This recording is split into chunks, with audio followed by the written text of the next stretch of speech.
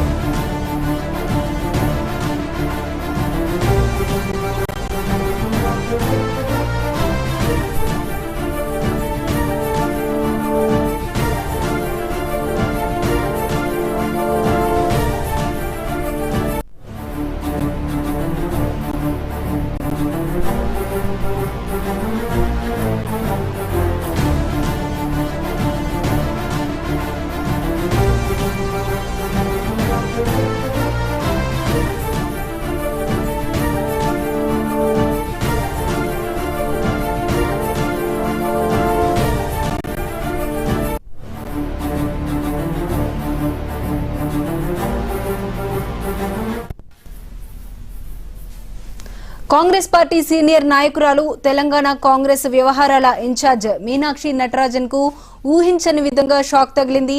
తాజాగా ఆంధ్రప్రదేశ్ నుంచి రాజ్యసభ ఎన్నికల్లో పోటీ చేసేందుకు ఆమె దాఖలు చేసిన నామినేషన్ ను ఎన్నికల రిటర్నింగ్ అధికారులు రద్దు చేసినట్లుగా తెలుస్తోంది. ఇక ఇదే అంశానికి సంబంధించి మరింత సమాచారం మా ప్రతినిధి శ్రీనివాస్ అందిస్తారు.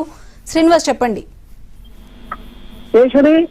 మీనాక్షి ఏదైతే రాజ్యసభ ఎన్నికలకు సంబంధించి కాంగ్రెస్ కు బిగ్ షాక్ తగిలిందని చెప్పొచ్చు. అయితే రాజ్యసభ అభ్యర్థిగా పోటీ చేస్తున్నటువంటి కాంగ్రెస్ నుండి పోటీ చేసినటువంటి తెలంగాణ కాంగ్రెస్ ఇన్ఛార్జి కాంగ్రెస్ అభ్యర్థిని మీనాక్షి నటరాజన్ ను రిటర్నింగ్ అధికారి ఆమె నామినేషన్ ను తిరస్కరించారు. అయితే సరైన ధృవపత్రాలతో పాటు ఆస్తులు అదేవిధంగా కేసులకు సంబంధించిన వివరాలను ఏదైతే పొందుపరచలేదు అంటూ కూడా రిటర్నింగ్ అధికారి స్కూటీలో నామినేషన్ రిజెక్ట్ చేశారు. దీంతో కాంగ్రెస్ కు ఊహించిన దెబ్బ తగిలింది. ఎందుకంటే ఇప్పటికీ ఏదైతే మధ్యప్రదేశ్ లో కాంగ్రెస్ సంబంధించిన 66 మంది ఎమ్మెల్యేలు ఉన్న నేపథ్యంలో కూడా రాజ్యసభ దక్కే అవకాశం ఉన్న క్రమంలోనే మీనాక్షి నటరాజన్ నామినేషన్ దాఖలు చేసింది. Right, thank you Srinivas. ఇవి bulletin updates. Next super prime time with Vamsi ప్రసారం అవుతుంది. చూస్తూనే